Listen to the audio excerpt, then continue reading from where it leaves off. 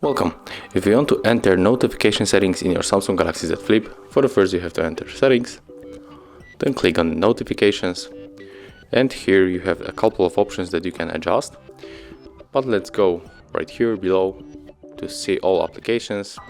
You can change between the most recent, most frequent, blocked and the all. So let's go for the all. And maybe we can turn off notifications for the Facebook, and right now we turn it off permanently.